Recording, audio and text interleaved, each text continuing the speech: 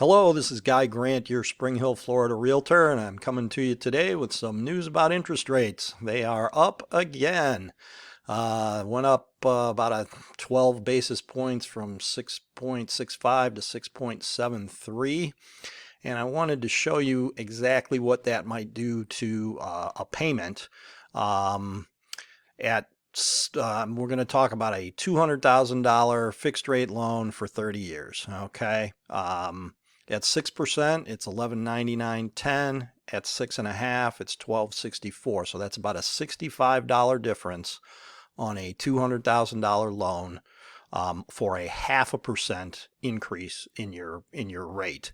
So when you go from 6.5% to 7%, it's about another $65, brings you up to $1330. So a whole percent increase from 6 to 7 on a $200,000 loan is right at $130.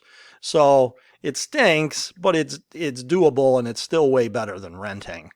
And to go back to our article here, we were at 6.65 and it went up to 6.73. So how much exactly does that change it? 6.65 is 1283.93. And 6.73 is $1294. So $10 in change is what that represents on a $200,000 mortgage. That's not end of the world kind of stuff at all, but you'll keep seeing that interest rates are going up. And the reason the interest rates went up this time is they passed the new budget for the year is 6.2 trillion, and of that, there's a big chunk of that the government doesn't have. Let's see, how much of it was deficit? 1.4 out of the 6.2 is deficit spending. So they're adding another 1.4 to the debt. They're just going to print another $1.4 trillion. And that's what's causing inflation.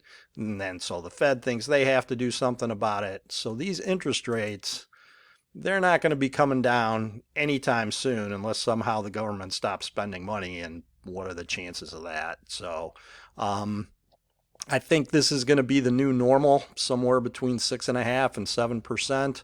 And I think people should unfortunately just going to have to get used to it. We did that for a lot of decades.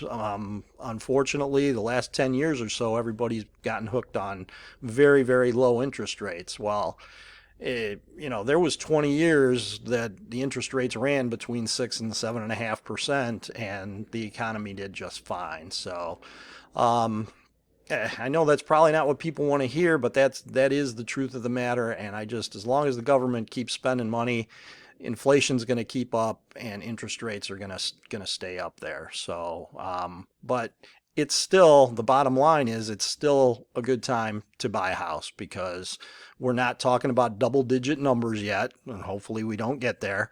And there's an awful lot of people bought homes and made money on rental properties and everything else when interest rates were between 6 and 7%. And that's where we are right now, which is really much more of a normal market. So that's what I wanted to bring you.